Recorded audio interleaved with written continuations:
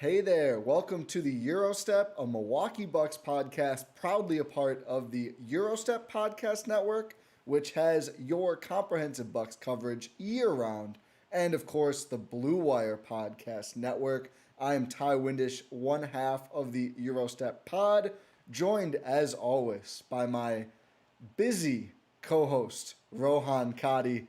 Rohan, how's it going?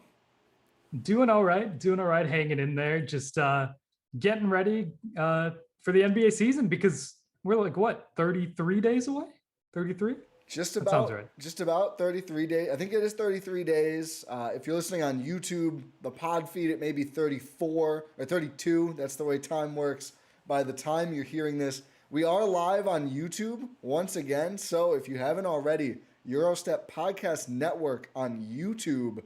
You can see some of these pods live, plus other video content like Bucks Jeopardy. That'll be back sometime this month, I believe. TBD. Adam's got some wicked hard questions I'm sure he's working on. I've put up some content on the YouTube talking about whose number is going to be retired. The YouTube is a resource. And also, to not miss any of our content once it goes live across these various platforms, the GSPN Substack. That's another great place to make sure you catch everything, plus exclusive content there too. Johnny Mack on a tractor, me ragging on Ben Simmons, the herd schedule, like all of that stuff and more on the Substack in the last couple weeks. So make sure to go to bit.ly/findgspn. That'll take you to the pod feed wherever you listen. We've probably got it listed. It'll also take you to the YouTube and to the Substack. And today on this pod, Atlantic and Southeast division previews. We're going to preview the rest of the East. We don't care about the history of these garbage franchises and divisions. Only the Milwaukee Bucks and their glorious Central Division. That was last pod, so go listen to that or watch that if you haven't already. But before we preview those divisions, some news. Bobby Portis dropping another championship shirt. And what perfect timing. I just got my first one today. It's on the, look, Rohan. Oh, really? Wow. Underdog Look at you. just showed up. Okay. You know what? I said it. I think I said it maybe on the live free agency pod, our 4-hour live pod. That was maybe a regrettable decision. That was definitely a decision. It was thinking a about it the decision. next few days, I was like, did I actually do we do that? We didn't put it all on Were the we pod actually feed. live? We didn't put it all on the pod feed, but we put a couple hours up, mostly the Bucks stuff. We covered everything. That was a lot of fun, I will say. I'm glad they only have free agency once a year, though. Although we might have to do something similar for the trade deadline. We'll see how it goes. But I said somewhere at some point, it's been a whirlwind. We need to support Bobby Portis and buy his underdog merch to make up for all the money he left on the table. So I'm planning on getting the new shirt when it drops. Had to get this shirt. I just looked. There's a couple of these shirts left. If you go to Bobby Portis' Twitter, get to Underdog website, his brand. A couple sizes of these still in stock. We got to support Bobby Portis because he is supporting us for sure. Also, Bobby Portis, come on the Eurostep. Sell even more T-shirts to our rabid listeners.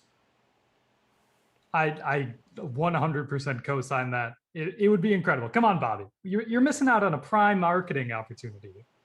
Literally a good amount of people tweeting me pictures of their shirt arriving, their order after they did it. We're all in this together, trying to support our guy, Bobby Portis. How can Bobby Portis not be your guy? But okay, do we? You want to know how how else we're thriving? You want to know how I know we're thriving? How? We just spent like 5 minutes plugging stuff. Yeah, we're busy, man. And you know what the crazy thing is? This is the only dead time of the NBA. Like, this is it. We got done with free agency. There's still deals trickling in here and there. But this is the deadest it will be. I mean, the Bucks are already back in Milwaukee. We got Pat's floater game. That's exciting. We could probably do an hour on that if we wanted to. Maybe we will. But could we? Maybe. It would turn into a lot of other things. That's always how we end up getting the long pods. But this is the dead time, and we're cranking stuff out. Adam and Jordan are doing their Fans of the Champ series, talking to some Bucks fans that we've known through mostly Twitter or behind the Buck Pass for a long time, talking to them about their fandom, what the championship means to them. So we're still busy, even though the Bucks are just in quiet workout mode. Imagine what it's going to be like across the pod feed, YouTube, and Substack once the year actually starts. It's going to go crazy, Rohan. I can't wait. I can't wait. It's going to be fantastic. But let's get into the meat of this episode here. We're talking about the Atlantic and the Southeast. I don't know why I couldn't think of that I for a thought you second. were gonna do a joke or a bit or No, something. I was like, you're gonna say that Southleast or... it just skipped my mind what it was. Everyone else can see it because it's right below them. Yeah, But that's Atlantic true. and Southeast divisions. We did a deep dive last week on the Central Division, like you mentioned earlier. We went through the history, everything, Bucks standings, Bucks history, all of that stuff. Make sure you go check that out before you, or after you're listening to this. But yeah, we're doing this Simultaneously. one live about the Atlantic and Southeastern divisions. And now, how do you want to do this? Should we go in order of how they finished last season?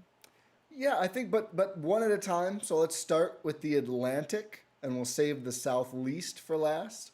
But yeah, we can South. go. So you're doing a I'm doing Southeast. a bit. Okay. Yeah, I'm doing a bit. Although I also keep calling it the Southeastern, which it's not. Even though Atlantic is an adjective, Southeast isn't. I digress.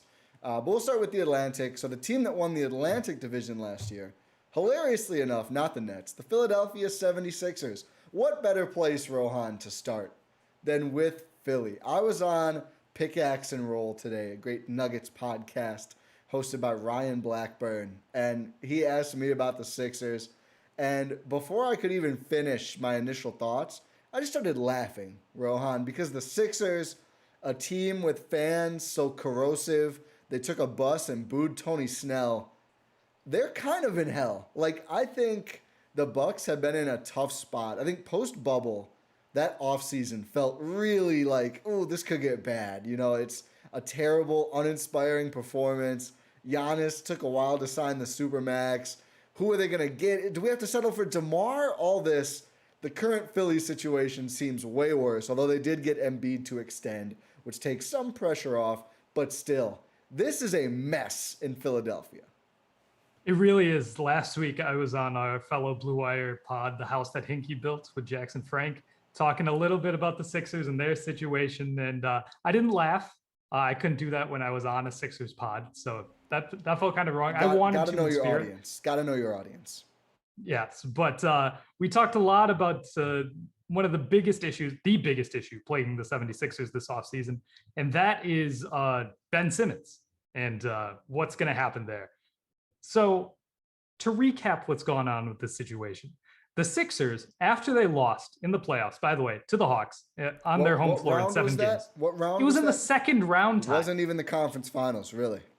Yeah. Wow. You want to know how many individual awards Embiid has?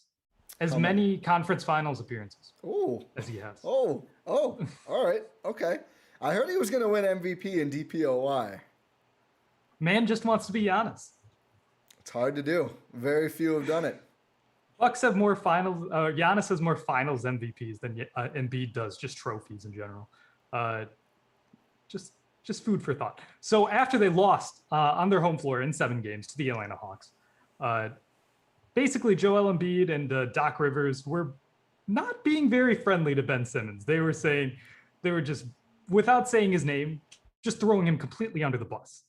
And later that it ensued that Daryl Morey and the 76ers management were looking to, maybe move on from this. Clutch Sports was involved. They had a meeting and it's like, okay, we're fine with you trading us. I know you want to trade me. So let's just do this. We both want this to end. So it's going to end. And then the 76ers can't really find a trade partner for. It's so funny. It's just so funny. They can't find anyone who wants Ben Simmons for their asking price, so they're willing to bring it back to camp. And Ben Simmons' camp is like, I thought we agreed that we're going to get a trade done here, and now it's just turning really ugly, and it's delicious. I think my first favorite thing, I still think, I know there's reporting on both sides. I think they could have done Simmons, Maxey, and some sort of platter of picks for Harden. I still think that. Just hilarious that they didn't. I mean, they might be champions right now. They're the Sixers, so probably not. But maybe. No, Ty. No. Don't even put that into the. I maintain Harden and Embiid is just a horrifying combination. They don't do that. They don't get Kyle Lowry, whatever the asking price there would have been. They don't do that either. I love that now that it's not even that they can only get like a lesser star. It's that the Kings don't want to throw in Tyrese Halliburton. I like Tyrese Halliburton. Good player. Oshkosh native. Tyrese, come on the pod. I'm sorry. He's a rookie, not rookie of the year. Doesn't seem to be an elite scoring prospect. Like a good player, a helpful player to your team. And they're like, the Kings won't even start the conversation there for Ben Simmons, who was supposed to be the next Giannis, supposed to be better than Giannis, first overall pick. In a redraft, he recently still went there, probably because the class is very uninspiring and Jamal Murray is sidelined right now. But there's doesn't seem to be any sort of a market. And now we're getting to a point where it's like teams just don't want to blow up their whole team at the moment because they just got it together. They just built this new team, ready to roll into the season. And now we're looking at like maybe a Minnesota poo-poo platter. They're going to end up with D'Angelo Russell and Malik Beasley, which is like literally salary floatsome. I mean, I think Simmons is pretty good. I don't think he is. I think he's just, I wrote this on the Substack, a lot closer to Draymond than Giannis. And Draymond doesn't really make a ton of sense on a team with Embiid. The fit isn't great there. He just, I don't know if it's can't or won't, but he doesn't score. He refuses to score. I mean, listen, the Sixers, Embiid and Morey and Doc, I don't think it was Morey, I think it was Embiid and Doc. Did they shoot themselves in the foot by trashing Simmons after the pass out in the playoffs? And then they lost to the Hawks. It wasn't even just about that. Like Doc was saying, like, I don't know if he can be a championship caliber point guard. That's just not talking about. But it was after that, right? It was after that. Yes. So did they shoot themselves in the foot? Absolutely. Would I have probably said the same thing after watching that happen in 4K? Yes. Yes, it was such a bummer. He's literally at the rim, could have just dunked. He sees Trae Young, of all people, a few feet away and throws the pass out. I mean, there was a joke that he was tall Rondo. That was the most tall Rondo kind of thing I've ever seen in my life.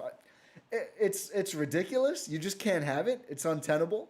And it's hilarious that now the Sixers have to try and act like they're cool with running it back.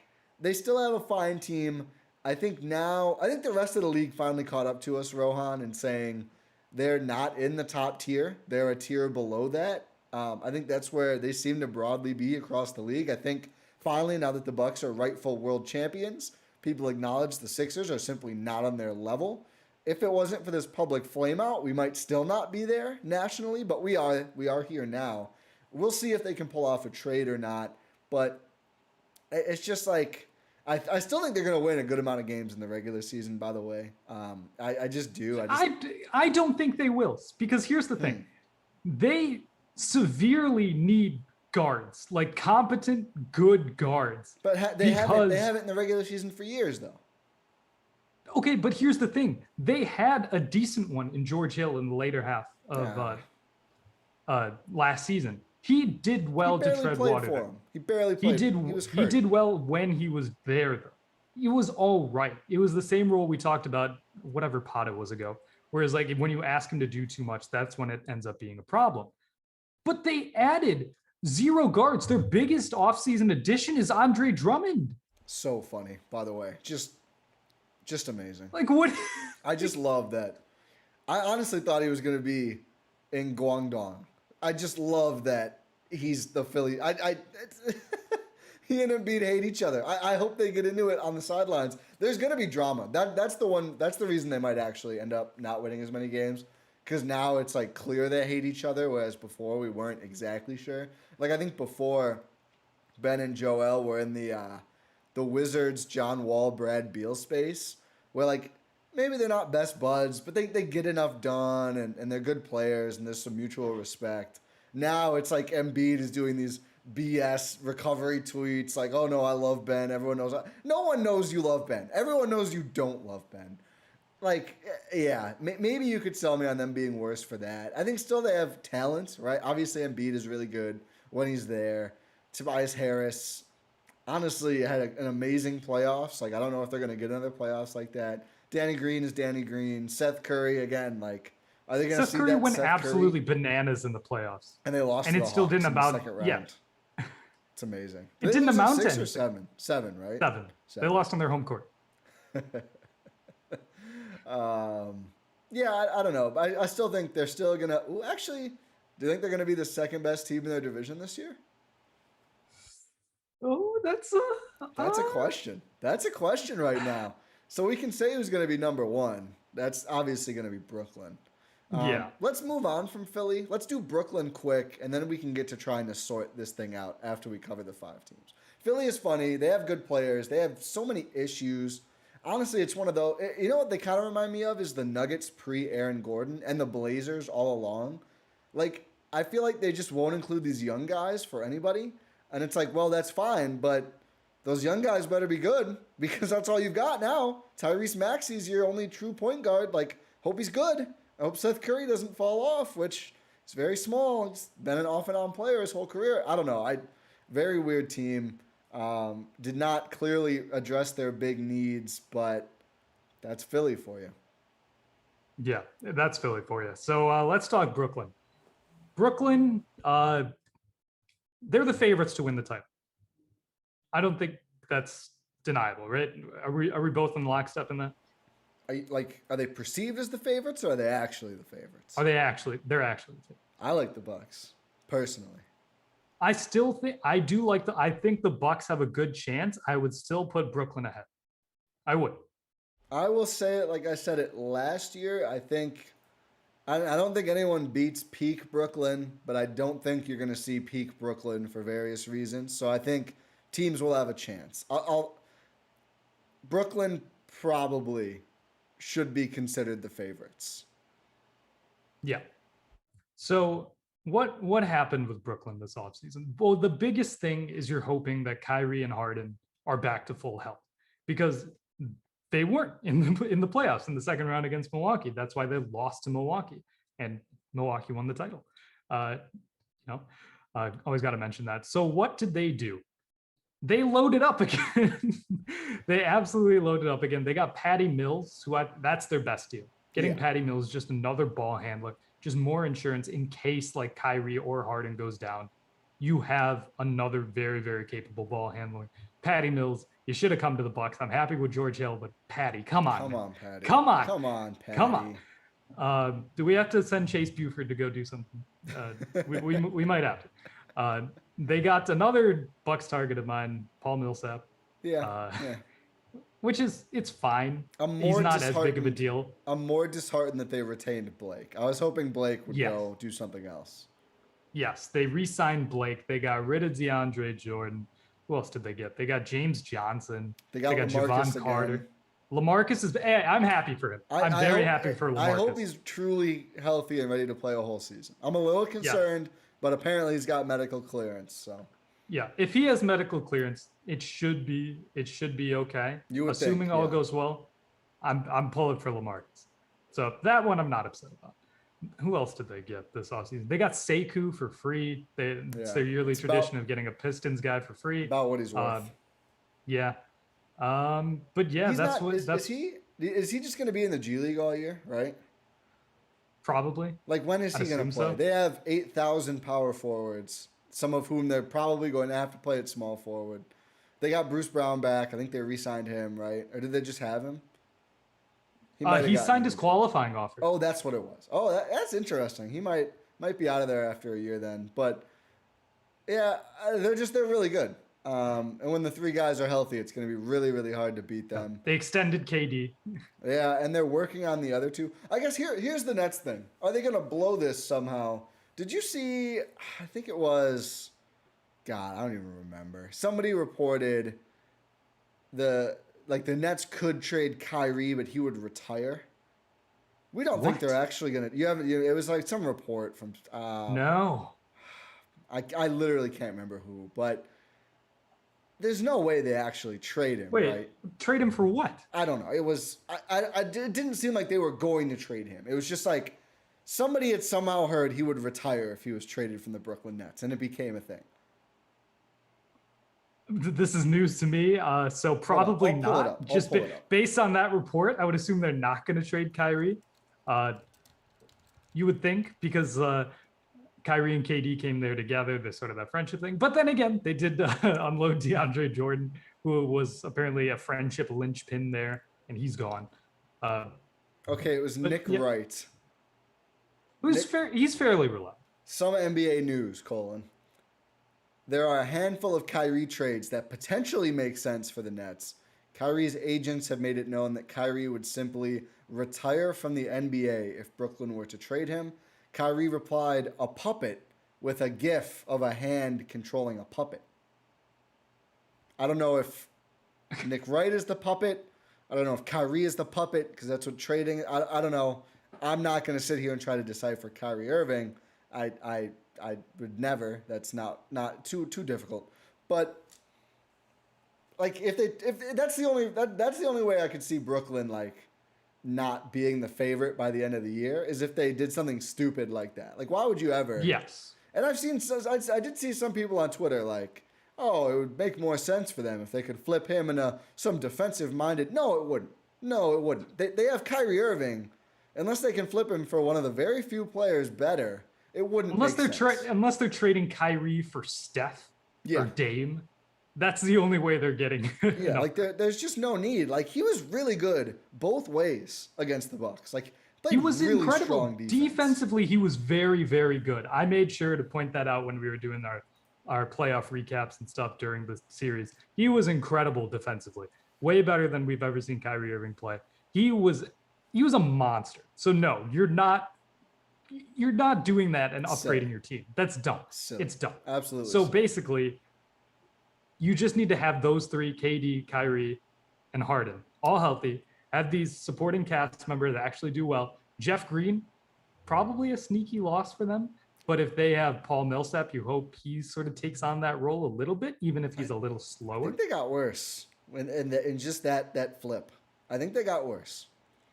Okay, but Patty Mills. Yeah, no, I'm saying just. Oh, that just part. that. Just that. Yes, they probably got worse. They probably got better overall because I think Patty gives you more than Jeff did, and again, they don't need any of these forwards. That's the thing. Like when they're healthy, they're not going to play any of these guys that much. I think there's going to be a good amount of KD at the 5, but yeah, I mean they have a lot of good players, including maybe the best guy in the world, 2 other guys in top 10 conversations. They're really good. I think you can beat them, but I think if they play their absolute best ball, I think it's almost impossible. Yeah, the problem here, if you want to look at it from a Bucks lens, problem for the Nets, I should say, is they did not do anything to address anything that was their weakness against Milwaukee, and that's just size. They didn't address that at all. Like LaMarcus, like I said, I'm pulling for you, man. He's not doing anything defensively. I don't know if he'll be able to play against the Bucks, honestly. Maybe. What is he supposed to do against Brook? Yeah. Even against Brook, what is he supposed to do? He's too flat-footed to do against Brook. Like, come on. Blake Griffin's going to be another year older, and Giannis is another year. So it's like Blake Griffin did fine against Giannis. He was probably the best Giannis defender in the playoffs, which, again, low bar. But Giannis had another year to figure it out. Giannis is evolving. It's not going to be an issue again. No. Let's just say that. And we saw, I think he looked better on Giannis early. That series was when the switch flipped, and Giannis became more of a center, right? I think that series when it happened. Game 2, was it? Giannis's low point. I think he had 18 points, just trying to do too much with the ball. After that, it felt like he really accepted, okay, I'll play more of a center style of ball, and no one can guard me on the block, and nobody in the playoffs could. And that was that. I think doing that more will happen earlier and more often against the Nets. And I do think, that's clearly, it's the issue for everyone in the league, right? Like when the Bucks do size down, what the hell do you do about it? And nobody had any answers this last postseason. And clearly, if Eugene here in the chat, shout out the YouTube chat, said Millsap will have a really difficult time guarding Giannis. That's an understatement. That is the understatement of the century. He can't do anything. He hasn't been able to do anything in 3 years. What is he supposed to do now?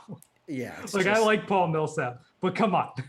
I think it's 2 years too late for him to be in that role.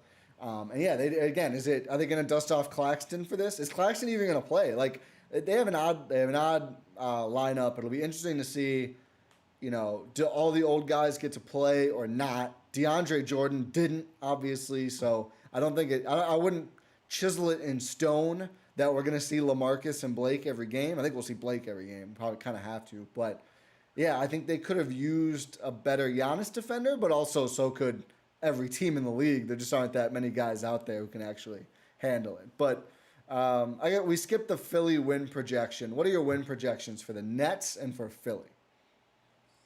I think the Nets, once again, I'm so glad we're back to 82, so I can Yeah, actually so much make easier. competition. So much easier.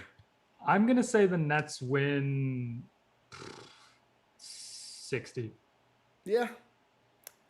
I'm going to say 58.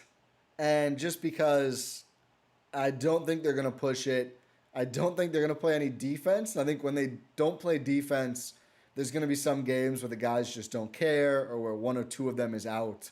And I think I don't think they're going That's to be the all thing, that though. worried. Even if they have one guy, they're still in the game. Yeah, they're in the game, but I'm still saying they win 58. It's still That's a lot fair. of games. Yeah. Like 60 is Two tough. wins is the discrepancy. So they were 48-24 last year. So it's 50 more games with adding 10 more games to the schedule, right? Mm-hmm. So they're still better, I would think. I haven't done the math, but and again, obviously, I think both of us pretty clearly have them as the best team in the Atlantic Division. Yeah, so they were on a 55 win pace last year. So 58, still better. Hopefully they don't have as many injuries. They lost KD for a while, which that sucks. But yeah. I'm going to say 58 for injuries and lack of effort on some games. I think the Bucks finish with the best record in the East. I think they're younger and a little deeper than Brooklyn. Okay. So the Sixers, Oof. 47. They won 49 last year. Yeah, I know. But last year they didn't hate each other. Yeah. 47. Yeah. I'm just going to say 47 too. I kind of like 47. I could see 46. I could see 50. Maybe they get a 50-win season that nobody is impressed by. I think they're now the Bucks in terms of like, I don't know if it'll matter what they do in the regular season. Oh, no, they're definitely there. They're definitely there. Unless they actually flip Simmons for someone good. Otherwise, I don't think anyone will care. The third team in the Atlantic Division last year is not the Boston Celtics. The New York Knicks. The Boston Celtics fourth in their own division last year. People do forget. The Knicks, 41-31 in the NBA last year. Did not win in the first round. Another team that lost to the Atlanta Hawks in the playoffs. The Knicks, I think we kind of laughed at them on our free agency show. Looking back, I do think they got better. I think they're deeper. I think if RJ continues to get better, RJ Barrett, they could still be they could be, I don't know, probably third in the Atlantic Division again, maybe second. I don't really see it. I think the rest of the league got better, and I kind of want to see them do it for more than a year because they did not look good in the playoffs. Derrick Rose had to do a lot of lifting. It was really bad series for Randall, who kind of had a lot of good stuff going, and then it all kind of evaporated in those games. I don't know. What are your thoughts on the Knicks? I feel like I don't feel that strongly one way or another about the Knicks. I don't really feel super strong about them in either direction. I think they did get better. However, I think last year their win total was a little inflated because opponents missed an ungodly amount of threes against them that they normally don't. They got very, very good opponent three-point shooting. So in terms of whether I think they're going to make like a step, I don't know. I don't really know. We've seen the Kemba Walker experience now for the last 2 seasons, and it hasn't gone great. Yeah. Evan Fournier in the playoffs is just not great either. Just bad. It's like, just bad. We can say it's bad now, right? Because it's been a pattern. It's just like there's just no substance, I think, to Fournier in the playoffs. I think people are probably a little too excited about Kemba. After everything shook out the way it did in the league, I was like, I think I'd rather have Schroeder on the money he got than Kemba, quite honestly. Absolutely. I would too. So, yeah, I don't know. I think they got a little better. They did get better. They're going to have a lot of internal development, like you mentioned. They're like RJ Barrett. Maybe this is the year he takes the big, big leap. Julius, are you going to continue going at this level after you get your new contract extension? Big year That's for to him. be seen. Big year for how everyone is going to look at him. Nerlens, Taj, Derrick Rose, I like those Nerlens. guys are all back. Yeah. They might have overpaid for those guys, but it is what it is. You got to keep Taj and Derrick Rose around as long as Thibodeau's there. I think that's just NBA law. That's the rules. They have to. If Jimmy Butler could go there right now, he would. Maybe. Yeah. Nah. What is I think the issue I have with them, with the Knicks, I think they got a little better. I think that squishy middle of the East around them as a whole probably is getting significantly better. And that's why I could see, I think they got better. They might finish worst relative to the rest. They were the 4th seed last year. I would not expect them to finish 4th this year. No, not really. They were on a 47 win pace, just a shade under 47 win pace last year. I might say they're around the same this year. I don't know if I'm even going to say that. Yeah, I might go a little lower. I might go 44. I'll say 45. I feel like I'm going to project every team in the damn league to have between like 42 and 47 wins. I feel like that's where I've had everyone.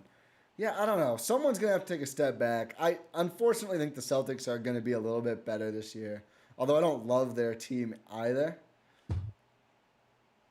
Yeah, I'll say, what did you say? I said 44.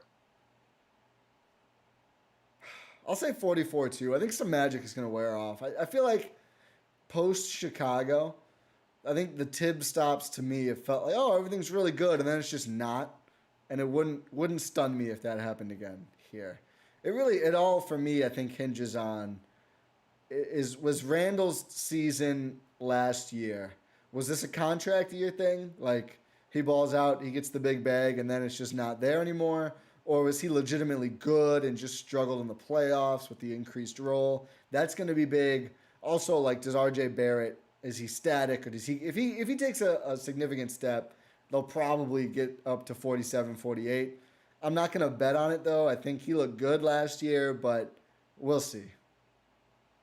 We shall see indeed. And I guess our next team here is the Boston Celtics, who finished, like you mentioned, 4th in their own division. They were 500 last year. 500. 36 and 36. You really love to see it, actually. I think my favorite Celtics thing is they swapped Horford for Kemba and then Kemba back for Horford. That's hysterical. That's simply hysterical. Why do they think it's going to work now? Because Brad Stevens is running. Oh, because they have Time Lord as well, who's played 14 NBA seconds but just got a big contract. Time Lord is good, and that's the problem with their offseason. He's good for them, is what I'll say. And that's the problem. Why are you getting Al Horford, Enes Kanter, and Juancho Hernan-Gomez when the guy you need to play is Time Lord? Because they know he's never going to be in the lineup. Because that's how his career has gone. It's just... That's why I'm down. I'm still down. I don't think they're going to get that much better. I think Jalen and Jason are really, really good. Yeah, just the team around them is bad. It's not good. If Tatum is healthier, that'll help. He had a tough COVID year. I still think they need more of a facilitator point guard. They didn't get it in Schroeder. Apparently, there's some talk that with this Smart deal, he's going to be seen as more of a point guard. That feels doesn't help. That feels like a Brad Stevens blind spot going from coach to executive. Like, I think he really believed in Smart as a coach. Fine. Don't think we've seen true point guard stuff from him. He reminds me of more of the Lonzo role of like put him next to a couple initiators and let him focus on defense. And well, for him not shooting, his shooting has been mostly disastrous for them. Marcus has gotten he's gotten way better in the last. He's gotten way better, but the issue is he's gotten to passable, which is largely what Lonzo did. But Lonzo doesn't like dribble the ball up and just immediately like chuck a deep three off the dribble. Like Marcus Smart's shot selection at times is brutal. So I don't truly understand why giving him more of the keys is going to be a good thing. Like if they could like. I don't even know who. I mean, obviously every team could use a Chris Paul, but imagine this team with Chris Paul getting Jalen and Jason into their spots. Like, that was the Suns thing, right? They were like, well, good team. We like Booker. Booker is not a point guard, and I think that's roughly where Tatum is. Like, he can handle a little, but he's much more of a secondary creator. So if you can get someone to really slide those guys back and let them work off of a guy like CP, I think they're in a much better spot. They've never been able to do that. They tried with Kemba. Didn't really work. Kemba's never really that kind of a cerebral point guard, and he's just not, at this point in his career, just can't stay healthy. I don't think Smart is that. Schroeder is certainly not that. So to me, I just feel like their morass of bigs doesn't make a lot of sense to me. I heard they may start Horford and Time Lord. I don't know why, but I hear that may be a thing that they do. Really, the only reason I feel bad for Udoka, man. The only reason that would be his fault. Stop feeling bad for this guy. He would be the one to do that, Rohan. I mean, if there's pressure from basketball ops, I guess. All I'll say, listen. Who happens to be a former coach? The only reason, do you think he's gonna be down there, like, back when I was a coach? 100%. Did you know he might fire Udoka mid-season and do both? Do you know they asked That's me or a take. LeBron? That's what I think is going to happen. You think he's going to do the pop? He might do the pop, but keep the basketball operation stuff. Well, Pop was both for a little while. But Pop didn't. Pop started, I think, in ops and then did the coaching. Yeah. This is like an extra step. But he seeded a lot of that after he became a coach. Yeah. I think Brad's going to try to do both. That's my wild prediction for the season, is that Brad is going to be the coach again of the Celtics soon. That's a hot take. I like that. Really the only reason I think they're going to be better is like healthier and maybe a step forward Tatum. I don't know. I think they're going to be better than 500. I don't think they're going to be appreciably better. 43. 43. Wow. It's 2 games over 5, or 4 games, I guess technically over 500. 2 wins over. Yeah. Yeah, I always think 42 is 500. I feel like I'd stop myself from thinking that, and then going away from 82 for 2 years ruined me again. I'll say 44. You're giving me a reaction for 43 for one win. 40. For one win. Yeah, I'm a drama queen. What can I say? Yeah, I'll say 44. I don't know what the upside. I'm not super high. What's the upside for them? Is it just like Tatum becomes? It's Tatum and Brown. That's it. I almost feel like we're getting close to what Brown is going to be. How good is this guy going to get? I don't know. Yeah, we might, and that's still pretty really, like it's a really good. But that's the upside, is Tatum and Brown. They just ascend even more. You need both of those guys. That's why I'm saying both of them, because you need both of them to ascend more to drag this team. If Tatum became the top 5 guy, I don't know if you need both then, but that does feel like. But the thing is, they don't have a secondary creator who's also a star. That's not Jaylen Brown. And most elite teams have multiple elite shot creators. The Celtics don't have that. They have one. Yeah. No, you talked me down pretty well here. Probably going to be pretty mid. Speaking of pretty mid, Toronto Raptors finished 5th in the Atlantic Division, 27-45. I think they might go out of their way to finish with less than 27 wins this year. I think they're pretending like they're not going to tank. I hope they don't tank. I think they're going to do a little image rehab for old Pascal Siakam before they find a suitor for him. But how much can you do? Get him healthy, match him up in some regular season stuff. You know what's going to be funny? If they get more for him than the Sixers get for Simmons. That would be pretty funny. Or they just swap them. Yeah.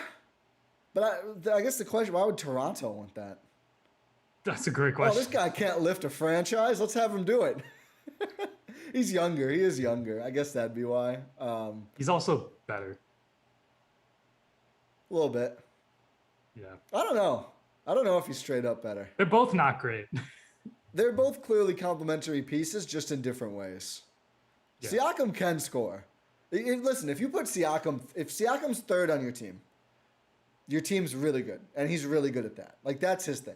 He was really good that playoff run when he was clearly third. And there was some question at the time. I don't think anymore. He was third. Kawhi was clearly 1, and then Lowry and Siakam. Maybe they were pretty close, but you need that number one who's like, oh yeah, he is number one, and then another guy, and then Siakam, and you're like, okay, you're in good position. I will say that. I think probably people have come down on him even too hard, even for us. Siakam seems like a good dude and is a good player. He's just not. Yeah. He's not a franchise lifter. He is. And also, his shooting might have been an aberration. Yeah. I put him in the Tobias Harris realm. Yeah, he's below the Tobias Harris realm. I think he's close. I like okay. They're in the same category. They're in the same realm. They're in the same realm. If Tobias is the third guy again, you feel good. If Simmons had been what they thought Simmons was going to be, the Sixers actually probably would have been good, but they're the Sixers, so they weren't. But the issue for the Raptors and why they're fifth and they're going to be fifth again is Siakam is their best guy. He's still not healthy? Yeah, he has a torn labrum and his 5-month recovery, and that was in June.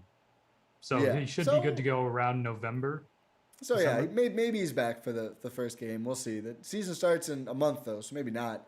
Then like OG Anunoby and Fred VanVleet and who'd they draft? They technically Scotty Barnes. They technically still have Dragic. He might stay. I mean, he might. Like he doesn't want to, but he might stay. I don't think they're gonna buy. I think they're making it clear they're not gonna buy him out. I think this is the Raptors' year. I think they started off and they give it a couple weeks. Maybe they win games. Maybe some of these other teams don't have their stuff together and they just go for it. I think they're leaving that possibility open. But I think the expectation is they're clearly not good enough, and then they start moving guys before they get hurt, especially Dragic. I think he would be number one. I think Pascal probably would be the second one. VanVleet is, 27 now? Still kind of young. Something like that. But I think, OG Scotty Barnes is, the next core that they're looking to supplement. And that core looks a lot better if you're drafting high in this next draft than it does with those guys just themselves right now. Plus some extra picks. Plus, they're not going to have a guy like Kyle Lowry to help set him up. Yeah. Yeah, it's going to be weird to see them without him this year. What is Siakam without Kyle Lowry? It's gonna be tough. I think it's gonna be a tough year. I almost wonder if they pull the plug early, because right now as they're constructed, I think Dragic would have to do a lot, and I don't think they're gonna want to put that much on his plate, because their worst case is he gets hurt and then their trade chip is gone. I really think they're gonna try and trade him to Dallas at some point for something. The question is just what. If they really wanted to go crazy, Dallas has all their picks, right? Or maybe one still to New York? Yeah, they still have a one and a swap, I think, to New York. Oh, okay. I was going to say, if you really want to get nuts, Siakam and Dragic for Porzingis stuff and a ton of picks. Now you're talking. That's a reset. Now you're talking. And then suddenly the Mavs, it's like, oh my God, Dragic and Luka and Tim and Pascal and their Klebas, I think is their best big man, or Dwight Powell, whichever one. Suddenly it's like, oh wow, okay, now you're cooking with gas. I don't know if Toronto has any interest in that. I don't know. It depends how much Dallas can throw in, but something like that could be interesting. But I think the Raptors, they're not going to be the worst team in the conference. I think they are in that bottom tier, and I think they'll be closer if they do what we're expecting, which is to kind of blow it up. Yeah, and this roster, it's not good. No, and it falls off really fast. I mean, you start reading the names, and it's like, okay, this is bad. Yeah, so... Why'd they sign Sam Decker? I think that's the most un-Raptors move I've ever... Zero upside, not a good... I don't think not a good locker room piece. Why? I don't know. Why? It's a great question. You should take that up with Masai. Could have been here, Masai. You could have been on the Bucks. They have 5 rookies, but that does count their 2-ways. They have another 3 guys who are going into year 2. They got Precious Achua. Sure, why not? Svi. The roster is oh my goodness. Dragic, Siakam, VanVleet, Anunoby. And at that point, you're like, okay, that's a pretty good start. I could see this being a good team. And then Kem Birch, Chris Boucher, Watanabe, Svi Mihailuk, Malachi Flynn, Precious Achua, Sam Decker, Scotty Barnes. Like, what are the rest of these names? They're not good. They're not No, good. they are not. They could no, get. not. No, I won't say it. I won't say it. They could get what? I was gonna say they could get sneakily processed Sixers if they really blew this thing up. Probably not. I think they'd probably hold on to like OG and maybe Freddie Van Vliet no matter what. And if you have those guys, you're not processed Sixers. Yeah. Oh, Van Vliet's older than I thought. He's like what, 29? 28? 27. But he's the same age as Pascal. You said 27. Oh. So you're right. Yeah. As no, usual. You're right. As usual. Oh, no. What did I do? They were on a 31 win pace last year. I don't think so this year. I think 30, 29. Oh, 24. Well, what? I mean, we're giving all these wins to these other teams in their division. That's true. That's true. Someone's got to be bad here. And again, this part of this is, if I thought they were really going to go balls to the wall to win with Siakam and Freddie and them and Dragic, maybe I give them 30. I just don't see it. And I think I could see them winning a little bit to start the year and then just falling off. Yeah, I could too. That's why I'm saying. 24. Like, okay, I'll lower. I'll go 26. I'm sticking with 24. I could see them getting up to 20 wins. Like maybe they're 20 and 30, and then they just have like an atrocious end of the year. They go full OKC. Yeah, like they sit down their two healthy guys who can still kind of play, like Shea and his mysterious injury, and they lose like 17 straight games. And they won like 2 games in the second half of the season. OKC did. It was wild. It was like it was atrocious. You know what's even worse though? Their point differential in that time. They were getting blown out every night. Like it was shameless tanking. It was rough. It was very rough, and they didn't win the lottery. The basketball gods don't really appreciate that too much. Maybe that's the one reason Toronto won't blow it up, is they don't want the wrath of the basketball gods. That's fair. You got to respect the basketball gods. So we have finished the Atlantic Division. Let's move on to the Southeast Division. Let's Top do it. of that list. Go ahead. The Atlanta Hawks finished 41 and 31 last year. Kind of took the league by storm, even though when you look at their offseason, you're like, oh, maybe this was to be expected. They went to the conference finals. They went to game 6 of the conference finals, which, again, that's an achievement. That's an achievement. That's good. I think they're getting better this season. I'm so torn on the Hawks. Here's my thing. So they weren't great in the first half of the season, and that's why Lloyd Pierce is no longer their head coach. However, they did get Nate McMillan, and things started to flow better. They also got healthy in the second half of the season. Bogdanovich came back. Gallinari was healthy. Just they were much, much healthier in the second half of the season than they were in the first half of the season. And now they have that experience. And now they have that cohesion, which is why I think they're just going to keep getting better. They didn't make any massive additions this offseason like they did last season. Like they lost Tony Snell, went to the Blazers. They got Gorgie Jang. Yeah, it's a massive loss. That is the biggest loss. Man hasn't missed a shot in like 4 years, but still couldn't play. They get Jang. They get DeLon Wright, who I forgot about. They draft who'd they draft? Jalen Johnson, Sharif Cooper. Yeah. They get some young guys. They always have some young guys. They always do. They re-signed Clint Capella, John Collins, Solomon Hill, Lou Williams. They got the Trae Young extension done. Just everything. They retained their guys. They're bringing the band back together, basically. Which is why I think they're going to get better, because they have that cohesion. Am I wrong to say that? You're not. I think the blueprint is there. Here's the thing about their year that's hard to figure out what it means. Is the first half they were unseasonably bad. In large part, I think Bogdan was banged up. He who shall not be named. And they just didn't get off to a good start. They had other injuries too. I think Gallo's always a little banged up. But the second half of the year, I think McMillan's a good coach. I think they had the second best record in the league, either after the firing or after the All-Star break. That's a little too hot. And they rode that into the playoffs. They made the conference finals. They had a good schedule to get to the conference finals. I think in some ways, not I mean, yeah, unlike the Bucks they in played. 19. That's fair. They played the Knicks, sure. Yeah. They played the Sixers, sure. Then they ran into the Bucks. Yeah, and they They took didn't play one any good game off the teams. healthy Bucks, which isn't noteworthy. Yeah, They win the no, that's Giannis good. injury game, but like I do think that everything is in place for them to get better. I think my big question with them is this the year that some guys get a little unhappy because there's not enough playing time for everyone if they do stay healthy.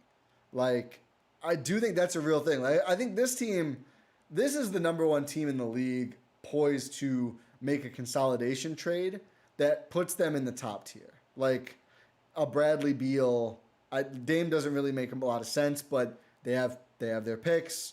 They have young players. They have good players making good money. Like they could make some noise if something like that opens up and they go for it. But they don't have minutes for everyone. You mentioned they added DeLon Wright. Don't know when he's ever going to play. When Trey and Lou Will are healthy, don't know when he plays. If Herter's still the starter, they also have Reddish, Hunter, Bogdanovich, John Collins. I think I'm forgetting guys. The center rotation I'm not too worried about because they have Okongwu and Jang. Okongwu's hurt. Yeah, Okongwu's hurt. That's what I mean. I'm not worried about that. Plus, he's only in year 2. But I think their wing rotation is so loaded. It's almost a negative. It's a good problem to have. I think they may have to resolve it at some point if they are healthy. I just think it's hard to manage trying to play all those guys, like both personality-wise and as a coach. Like it's like when you have too many good receivers in fantasy and you always end up benching the wrong one. Like, what do you do? Good problem to have. That's never my problem. That's never my problem. My problem is I never have enough good players because I'm so bad at fantasy football, man. So bad. I got blown up by like 50 points left in week 1. Lowest scoring team in my league. It was atrocious, but that's besides the point. It was, I don't know. In terms of unhappiness, I do think that's a valid point. I don't think that maybe happens this year. That's maybe a next year problem, considering all of these guys are under contract. I don't think that's a year 1 of all of these guys being healthy problem. Yeah. I think that's maybe a year 2. And the thing is, you mentioned they had a really good record in the second half compared to the first half. Maybe they're not going to, keep that in the second half. Usually when teams have that sort of discrepancy between first half, second half, it's not either one or the other that they follow up with. It's usually their average. So like their total season wins is usually around where they finish. And again, I'm saying that they're going to probably get better because 1, what I just said, and 2, I think their players are getting better. Like Trae Young is still very young. Like he's entering year 4 in the league. He took a leap last season. I think he can even get better. All the guys around them are getting better. Cam Reddish came back, put on an absolute show against the Bucks. Him and Chris Middleton were going back and forth in the playoffs. He might have something to say. He might take a step forward. You have like Bogdanovich, if he's healthy, he can take a leap. Like these guys are still capable of getting better. That's why now it's time for me. I was supposed to have a win total and segue into that sentence, but I'm questioning myself a little bit here. So here's a question to start. They were the best team in the Southeast last year. Do you think they are again in the regular season this year? Yes. I do as well. They were around like a 47 win pace, I believe, last season. So I think they're going to be like a 52 win team. What, 52? 50. Let's go 50. I'm going to say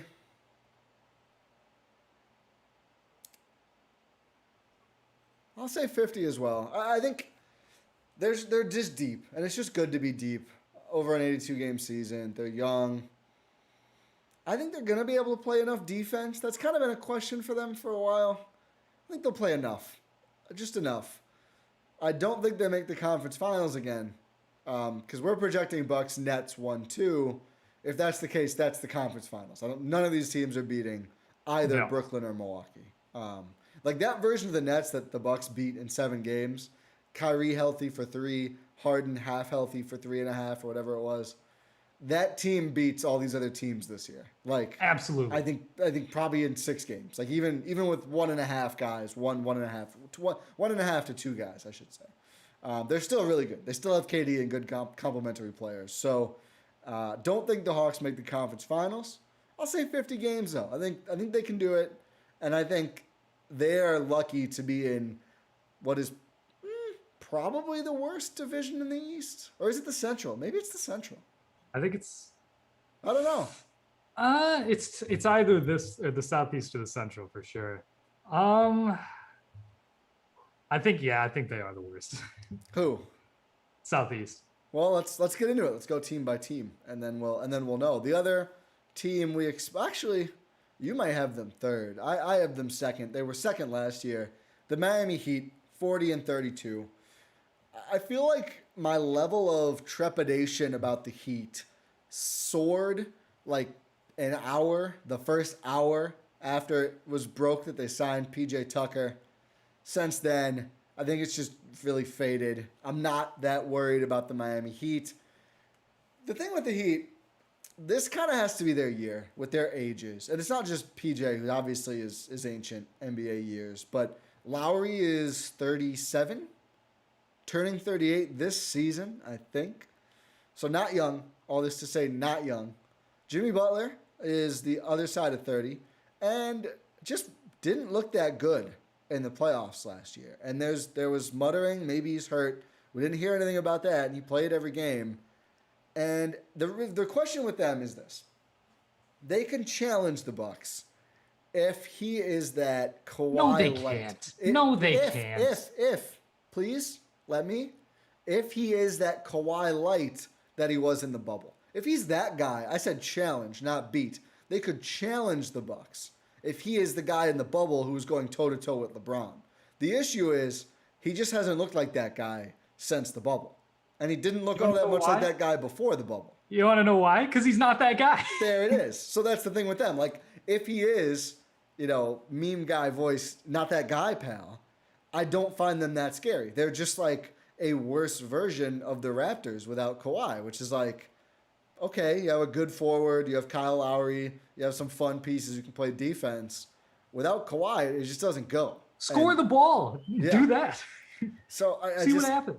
But again, this kind of has to be their best year with this core of Jimmy, Lowry, Bam, because Jimmy and Lowry aren't getting any younger, and they don't have money anymore. Their money is all tied up in this core. Lowry's going to get older. We'll see what happens with Jimmy. Maybe he'll look better with some rest. Obviously, didn't have to play a lot in the playoffs because the Bucks sent their asses home. But in four games, mind you. But I don't see it. Like, I think they're going to play good defense.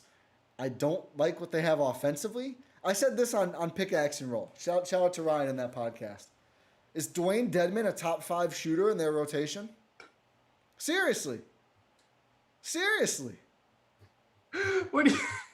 Duncan Robinson, Tyler Herro, Kyle Lowry, who is 4th of guys they are going to play. It's funny because it's true. Dwayne Dedmon is at least arguably a top 5 shooter. Markieff Morris. Why? Is he really going to play? Yeah, probably. PJ's age. Okay, let's say Markieff is 4th. Then he's battling it out with, I don't know. Markieff Morris, by the way, shot 31% from 3 last year. Yeah. That's the guy jostling with my man Dwayne Dedmon for top 5 status. They're not good. They're good. They're good. Yeah. They're good. Okay, let me say that. They're not elite. I don't know why people think this team is going to make any noise. They're not. They're ideally, in Miami's vision, built to beat the Brooklyns and the Milwaukee, right? Yeah. They might not get there. Yeah, no, they could get knocked off by one of those middle tier teams. I guess you could say Oladipo and Markieff Morris are 4 and 5, and then Dwayne Dedmon is 6. What kind of state of affairs is this? It's terrible. That's what it is. It's awful. I mean, They better hope Oladipo bounces back to All NBA form. If that happens, then They they'd be need pretty him scary. to. No, if They he's All NBA, need then him. they're actually scary. I don't see that happening. I don't think we're gonna see that guy again. Like, yeah, I don't know. And their bench is like Harrow. I think is a good bench player. I think that's. I where think we're he'll at be with him. better than he was last year. Yeah, I think he's like Lou Williams trajectory probably with him. Maybe he's not going to be that good next year. I don't think that's probably his ceiling. But like outside of him, it's what PJ. They still have Iguodala for some reason. No, they don't. Oh, they don't. He's still listed on. He's on in the D-Ball. Warriors. Oh, duh. My bad. They don't have him. They have PJ instead. Which okay.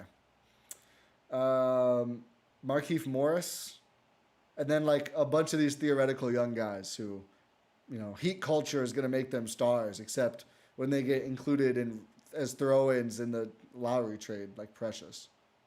Yeah. And what is Heat culture going to do to Kyle Lowry's ass? Like, that's the real question. What if he shows up without it?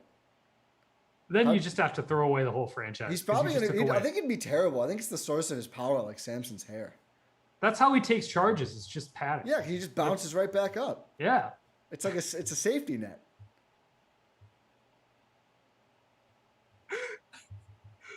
What are we saying for win totals? I don't know. Do you think they finished second, or do you think the Hornets have a shot? I think they're second. Probably. They're gonna play defense, and that does. People who listen to the pod know I love defense. I think defense does win you a good amount of regular season games. They were only 40-32 last year. I'm gonna give them 41. Oh, really? Just 500? I think just 500. And everyone's gonna be like, "Oh, but they're built for the playoffs." It's like, sure, they suck every regular season, and they had one good playoff run. They have not finished. Is it top half since LeBron left? Nope. I think. Is that it? Or I is it believe top you're two? right. I know. It was They Zach definitely Wilson haven't today. finished top two. They haven't had a great regular season since. They've had like halves of great regular seasons, and then of course the bubble run in the playoffs. But Even then, they finished fifth yeah, in that bubble run.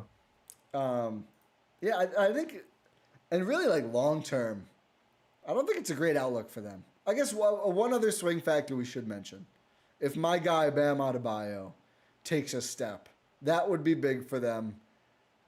I don't know if he's going to have the ball enough. What's he supposed to do, Ty? Start pulling up for three? Because he's already a fantastic mid-range shooter. He's a it seems like. capable mid-range shooter. That is true. He may end up being a top 7 3-point shooter on the Miami Heat if he tries it for the first time this year. Is that what Bam getting better is? Because he's already elite at everything. No, else, right? I think it's probably like scoring inside. In all honesty. Yes. I think he does some interesting transition, like point center-y stuff. Don't know how much he's going to get to do it with Lowry and Butler on the team, and Oladipo on the team. Like there's only so much. With Butler on the team in general, because both of those are two guys you don't have to worry about that are going like high usage guys that you don't have to worry about from three. Yeah, I really I don't know how they can play PJ in the playoffs with those two guys out there. I really don't. Like it was That's hard. Three absolute nothing. It was hard in for terms the of shooting Bucks to play PJ, Giannis, and Brook.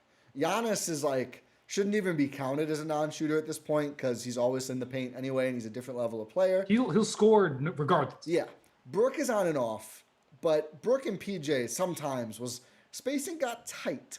We saw what the Bucks did to the Heat with two guys like that. Now you add in PJ Tucker. We'll see what Vic's shooting is like. Hasn't been all that good recently. Like if Vic is shooting 32%, Vic Oladipo, Jimmy won't do it. Bam won't do it. I think we all know what to expect from PJ at this point. It's gonna be like they're just gonna be in a chokehold. Eric Spoelstra is gonna have to figure out a lot of stuff. I think they would do unspeakable things to get Kelly Olynyk back. Oh my goodness! Kelly Olynyk and Bam was like a really good fit. I think trading him for Oladipo in the long run might have been the wrong move. At the time, it was like, well, it's salary, why not? If he can't stay healthy, B, if the shot is not there. What's he doing if the shot isn't there? By the way, fourth quarter of a playoff game with Jimmy and Lowry and Bam on off. What is Vic doing at that? Is it just outlets trying to beat? Defensively, maybe he helps if he can get healthy and I don't know. They have a weird team. It's gonna be constant drive and kicks that end in a shot clock violation. Yeah, that's gonna be their playoff fourth quarter. It's gonna be some Bledsoe-ish stuff happening, I think. Someone's going to catch the ball, try to get to the rim, pass out, go to the rim, pass out, go to the rim. There's either going to be a turnover, someone's going to brick a three, or there's going to be a 24. There's going to be a Jack Bauer. Jack Bauer. Shout out Jordan and Adam. What did you say, 41 or 42? I said, 41, 500. I'll say 43. I think go a little bit over. Okay, fair. Third, last year, surprisingly, the Washington Wizards. The Wizards, 34 and 38, so we're now to the solidly under 500 portion of the show. I actually kind of like their offseason. I thought it was pretty good. I thought it was pretty well. Obviously, talk. I need to pull up their roster and the Hornets roster and think about some things because I'm still not sure how I'm going to do this. Okay, so the biggest loss was obviously Robin Lopez. I'm kidding. It's Russell Westbrook. It's huge. He stayed in the division, though. He's a big Southeast Division guy. Yes, really is. But in all honesty, they lost Russell Westbrook. They traded him to the Lakers. Was that a loss? Yes.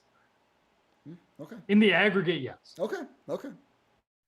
They got Montrezl Harrell. They got KCP, Kentavious Caldwell-Pope. That's it, right? Kuzma. And Kuzma. Okay. I'd say that's a pretty fair trade.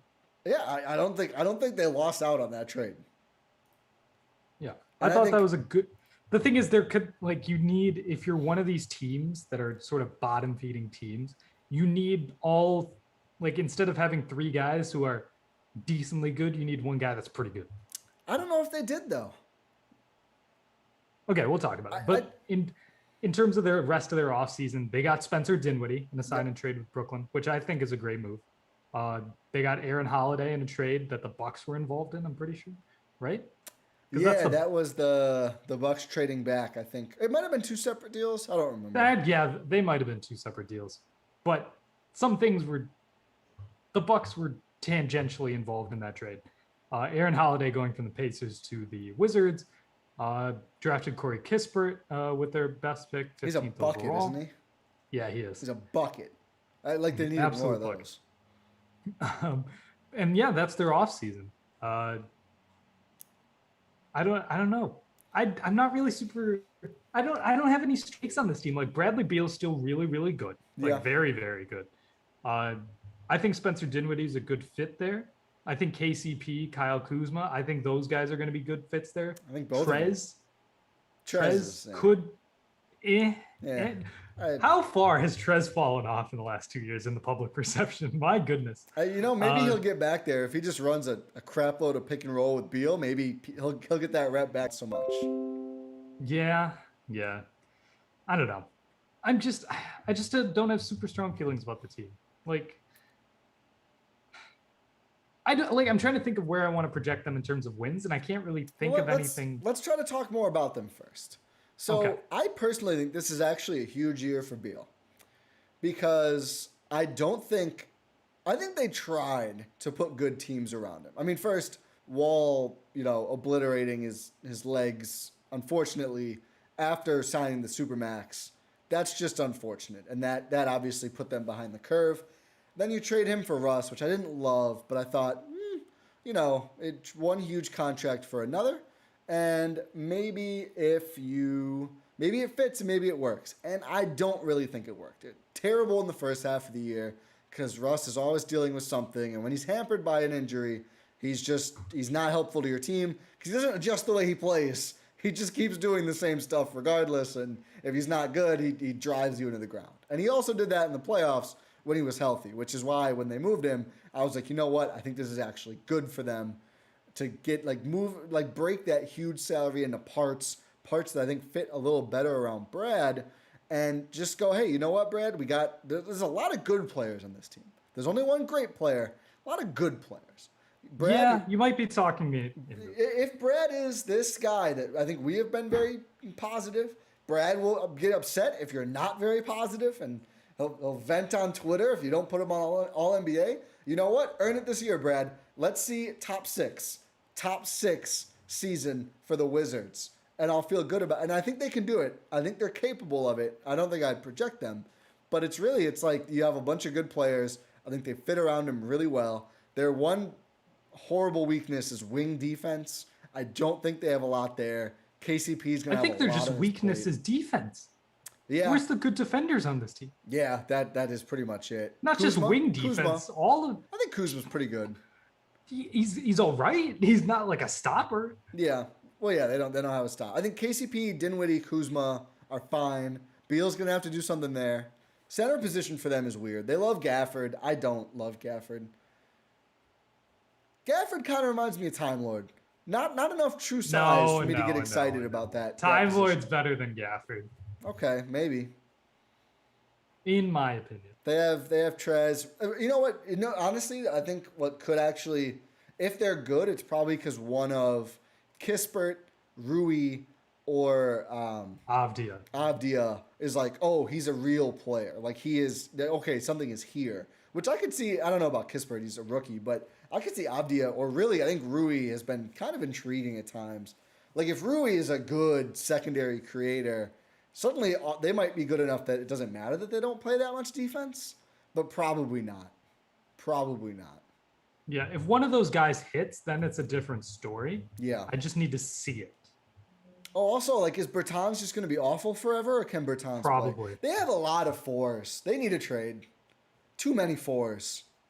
No more fours. That's a no more s'mores Toby reference from The Office, if anyone was wondering. But they have Avdia, Bertans, Kuzma, plus Trez, and the other center guys who are kind of centers, kind of not. Yeah, they're another team who could just use a consolidation deal. If they could get, you know who this team could really use? You know what'd be great here? Pat Connaughton. Tell me I'm wrong. He would be pretty good. I'm not trading him to the Wizards. They don't have anything that I want. Absolutely not. Unless it's a Beal trade. Not. But oh yeah, 100%. Yeah, sorry, Pat. But Bradley Beal. Let me look at the Hornets roster before I say a win total. That's not how this works, Ty. You have to do it just based on this team. But I can't. Don't cheat. I need to decide who I like better. You haven't been doing it for the other teams, Ty. Don't cheat here. I'm cheating. I guess it is our podcast. We make the rules. Okay. I'm so torn. Like, do I want to believe in Brad and the Wizards? But I also feel like I'm a little high on the Wizards every year, and they almost always disappoint me. Yep. So I'm going to say 39. What were they at last year? 34 and 38. So they were four under 500. That's a 39 win pace last year. Oh, so yeah. So here's the thing. They started off terrible because Russ was hurt. Then Russ played really well, and they were really good. So, like, if you just don't have Russ, I guess you just assume that they're level throughout. I'm not entirely sure if that's how that works. I might, yeah. I think 39 might be a solid shout for them. I'm going to do that because I'm going to pencil in the Hornets at 41. What do we have the Heat? 43? I said they're 41. Oh, I think I said 43. I think there's a world where the Heat finish third to either of these teams. I think this 2 through 4 in the Southeast is actually it's roughly this, actually, no, because the Central, it's just 2 through 3. This is one of the more interesting middles of I guess the Atlantic, it kind of like this too, but what? Okay. It's just like, oh, they might have the most intriguing. I guess they're like this. I guess yeah, like well, this. I didn't fully have the thought formed, but it's okay. That's how I do things. Yeah, I'm gonna say 39. We're both gonna say 39, and you already gave your win projection for the Hornets at 41. Yeah. So let's talk about the Charlotte Hornets, the LaMelo Ball show, as we want to call them, or as I want to call them, I should say. I don't know about you. Yeah. Oh yeah. That's but fair. I'm very high on this team. I really like this Hornets team. They were great when they had LaMelo and Rozier and Hayward all healthy. then when both LaMelo and Hayward sort of got injured, it was sort of dicey, and Hayward never came back. LaMelo did. It was just, it was a rough season in terms of injury, but when they were all healthy, they were a pretty good team. Yeah. So that's why I believe in them right now. They got Wes Iwundu somehow. I forgot that was a thing. That's the first name you say is Wes Iwundu? Absolutely. Not Kelly Oubre, not Mason Plumlee, Wes Iwundu. I guess it was pretty overwhelming overall if those are the other two names. They drafted James Bouknight, who's like, I don't know, interesting. We'll see. Yeah, I mean, Mason Plumlee might actually be really good for them because he's not Cody Zeller or Bismack Biyombo. Probably the best defensive center they've had in a while. Probably. He's not great, but I think he's fine. And I think Zeller had really fallen off of fine. Yeah, their biggest loss was probably Devontae Graham. Or wait, they don't even have Biyombo, right? No, I think they used to. I don't think they do anymore. Yeah, they don't have Biyombo. He's still a free agent. And Cody Zeller. Yeah. So, yeah, he's not those two. So that's why Mason Plumlee is, I think, pretty good for them. Devontae Graham, he had a great season 2 seasons ago. And then last year it wasn't great. And that's why they were fine with him getting a massive contract from the Pelicans in a sign-in trade. I think they had a pretty good offseason. I think they're banking a lot on health. Yeah. And adding Kelly Oubre isn't bad. Just another wing who can do things, do wing things. Not really a 3-and-D player, but more of a slasher, which is good if you want guys to be moving around LaMelo so he can hit you with the fantastic passes. He's good. They're going to be fun. They're going to be running up and down the court. Miles Bridges is going to be yamming on absolutely everyone. It's going to be a show.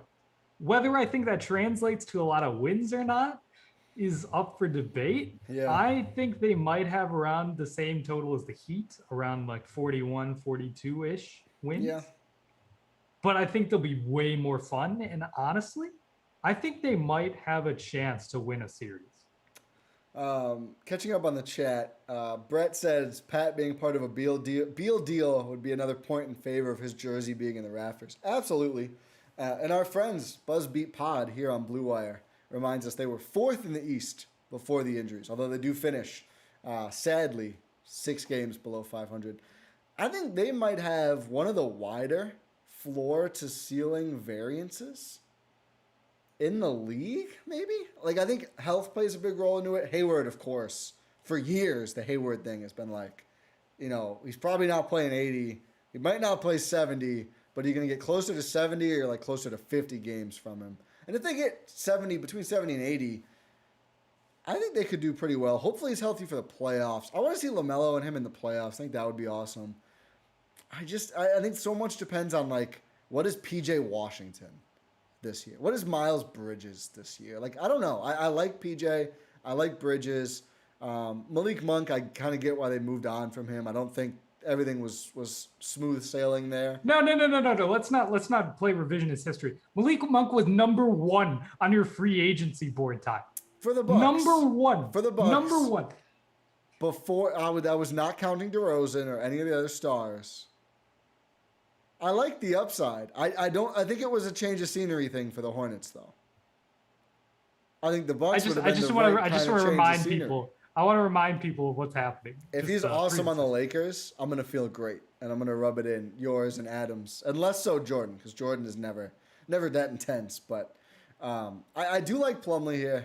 I think a lot of it's going to depend on, like, what are the young guys? Is LaMelo going to improve in a linear fashion? Is he going to take a step back? I don't know. I think he was way better than I expected. And if he's even better this year, then maybe they win. They might be onto something. Maybe they win this division.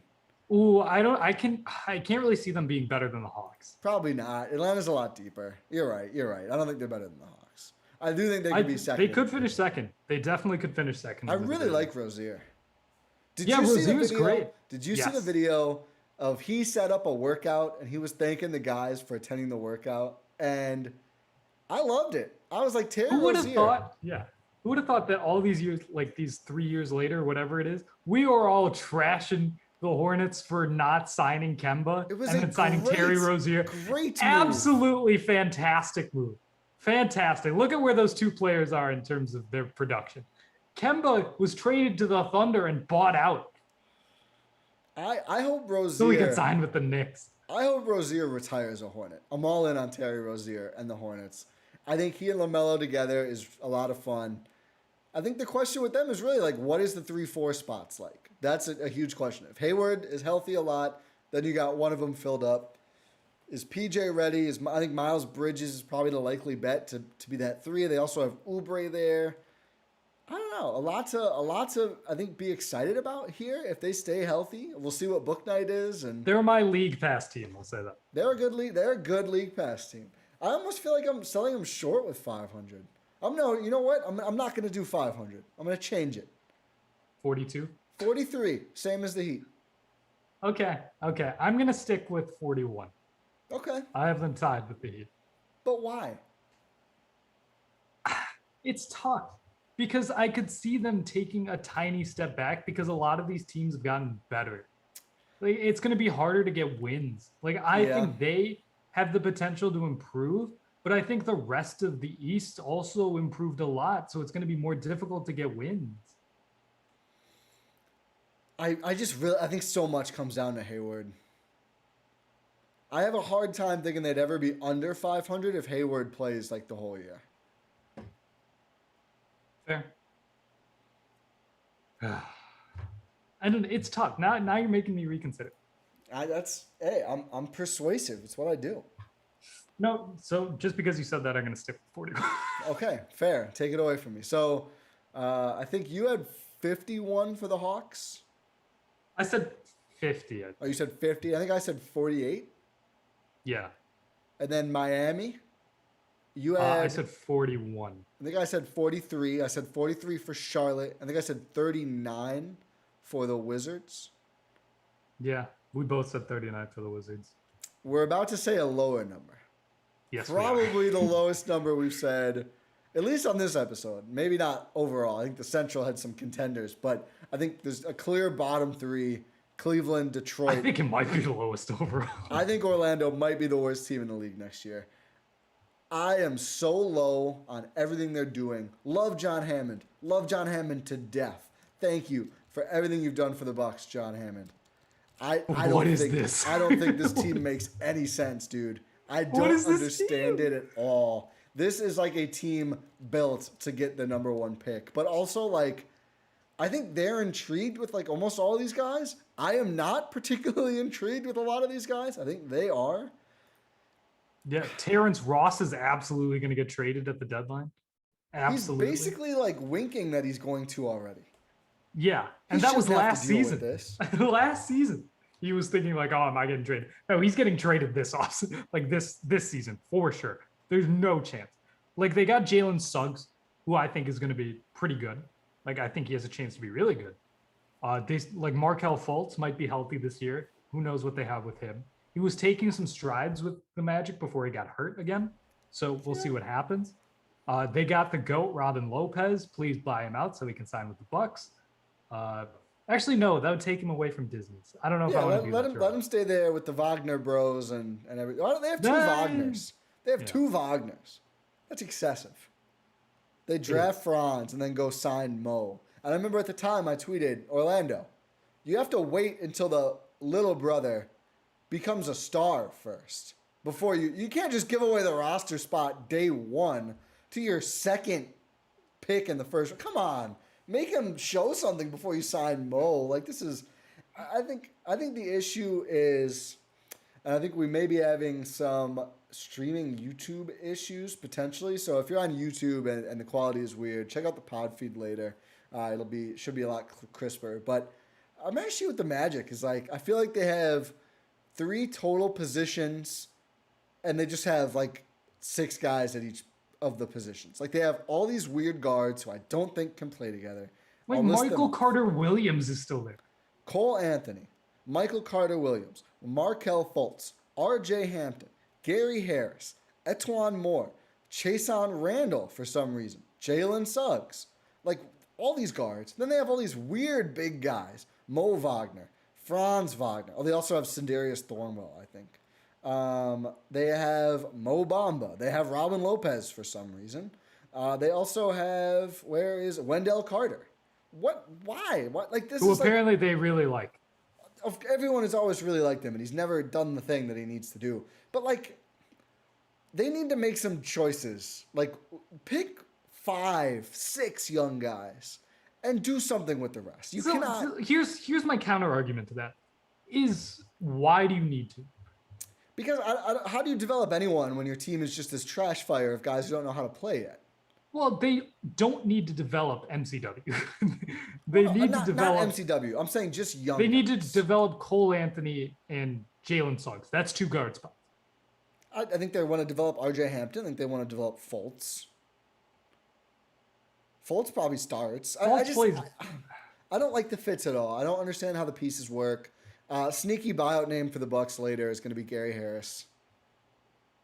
I don't know if he makes it all year. He might. Is he expiring? If he's not expiring, maybe not. But if he is, I don't think he's expiring. He might still be on a pretty big deal. So maybe not. But I don't know. I don't like the way they're rock. They also have Isaac, who's like, okay, he's like going to be an all defensive player. Now he can't stay healthy. They have a lot of guys who can't really stay healthy. He is expiring. Oh yeah. So I think Gary Harris could be a fun Bucks buyout guy. That's 20 mil though. Why do the Magic care?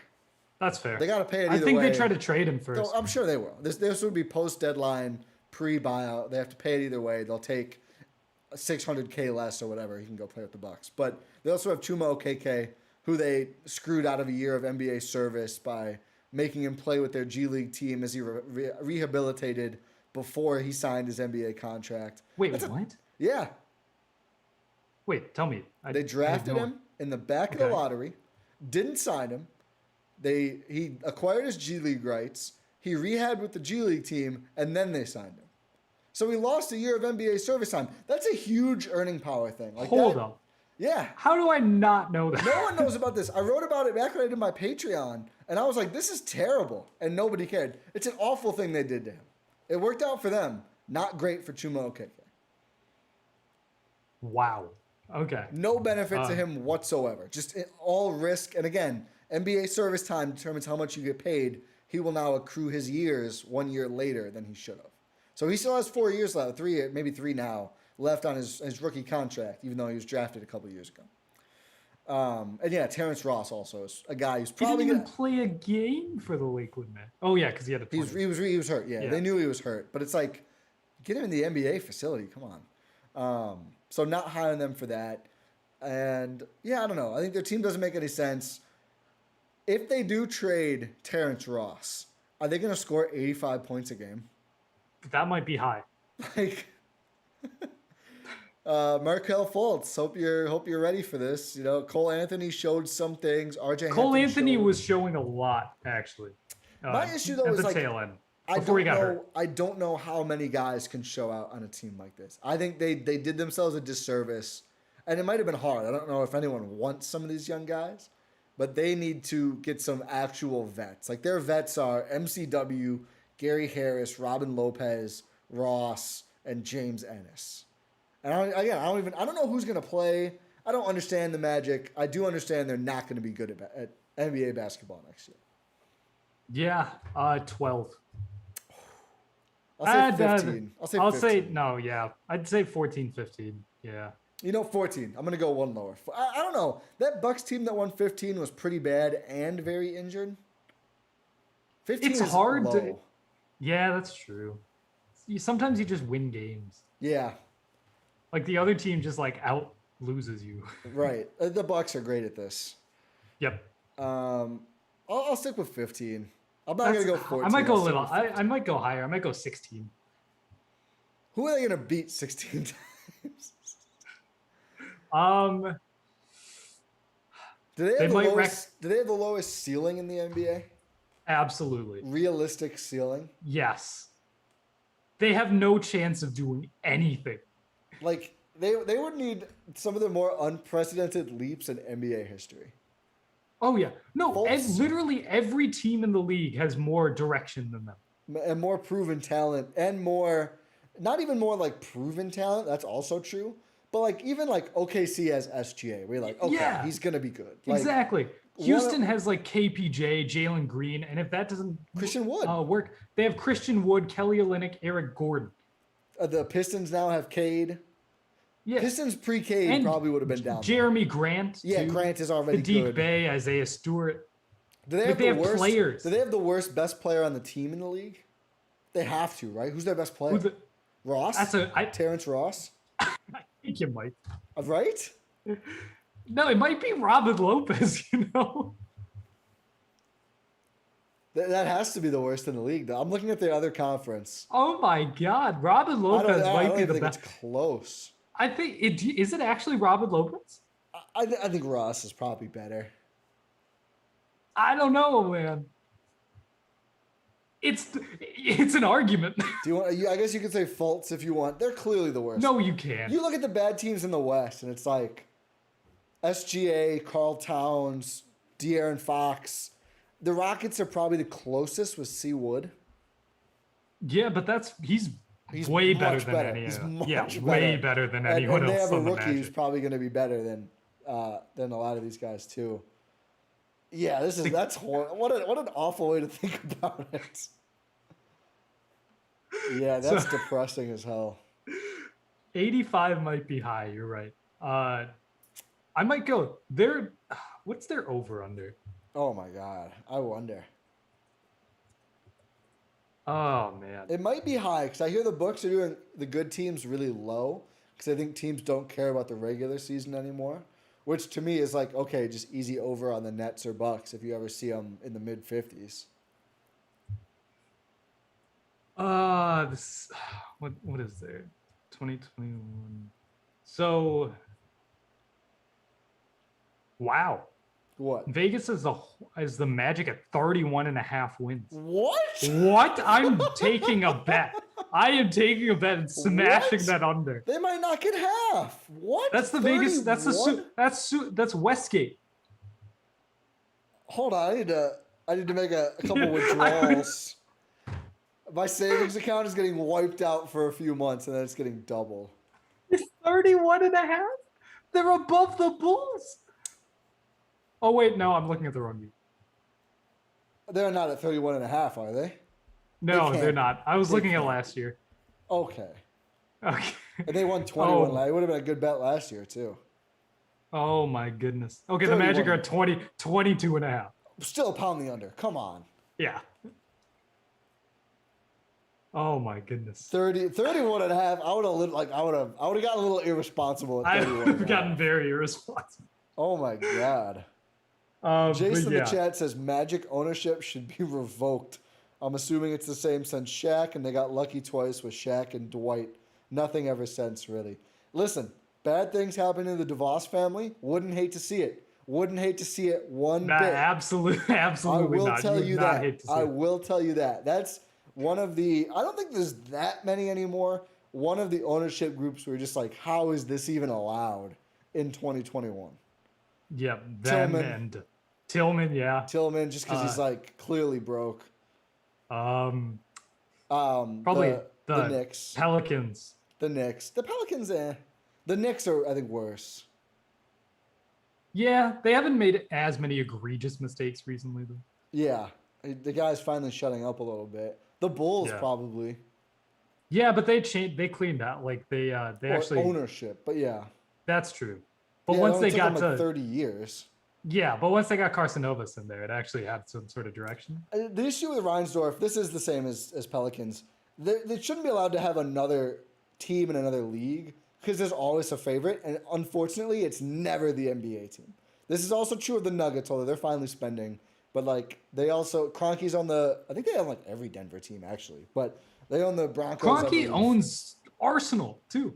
It's insane. I think so. This man is unbelievably rich. They might. That's probably less talking about, but like the Pelicans and Saints. The Saints are the favorite. Reinsdorf has the White Sox and Bulls. He might forget the Bulls exist this year with the way the White Sox are playing. And then I guess we haven't mentioned yet. Number one worst situation right now is probably actually Portland because it's just basically in a trust and nothing is happening and it's kind they of actually don't own the Rockies. They don't own the Rockies. Okay, but I know he owns He owns the. He owns the Nuggets. He owns the Avalanche. He owns the Colorado Crush, which is the Arena Football League. Do they have? He's now the Broncos. No, he has the Rams. Oh, duh. That's right. Okay, so I knew there was a football team. The Mammoth, which is the National Lacrosse League. I love sports. The Gladiators, which is their Overwatch League. They have the Gorillas, which is the COD League. Oh my God, this is all Kroenke.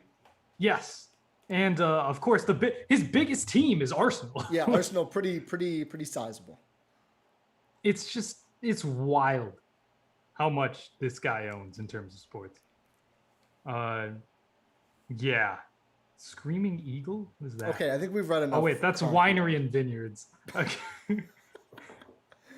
Oh man. But yeah. But that's all the teams. That's the whole East. So next week, this might end up being a really long pod. I think we're gonna try and do all 3 West divisions at once. Maybe not. We'll see. We might have to go quicker. Yeah. We might have to, which I think will be easier in the other conference. But we'll see. We'll see how it goes. I could see it being really long because I think the West is actually pretty contentious this year, but we'll figure it out. But that's all we've got for this one. I'm just reading Kroenke's Wikipedia page right now. Okay, well, Rohan's all tied up. That means it's time to wrap it up. Thank you if you're watching live or if you're listening to this on the pod. Thank you for listening to this episode of the Gyro Step here on both the Gyro Step and Blue Wire Podcast Network. We have a lot of stuff to plug. Yeah. We have the Substack, gspn.substack.com. Make sure you subscribe so you get everything fresh in your inbox as soon as we hit publish. Make sure you subscribe to tomorrow morning. If you're listening live, sign up now. It's with this episode, all the links. So sign up, Substack, baby. Yep. Yeah, you should subscribe to the YouTube channel so you don't miss when we go live. Make sure you have notifications on for that. So Gyro Step Podcast Network on YouTube. Make sure you subscribe to the podcast feed on your podcast platform of choice. Make sure you're leaving 5-star reviews up in there. Get it read. We're having the off season. Things have slowed down. Joel's review, I think his name was Joel from Canada, was our last review. Come on, like guys. A month ago. So come on, people, get the reviews in. We're almost at 200, so let's get there. I said 28. It's actually 18 away. But leave a 5-star rating and review on Apple, and get your review read. As long as it's 5 stars, got to be 5 stars. We've read scathing criticism of me off and on. Like, you can hit or miss is not scathing criticism.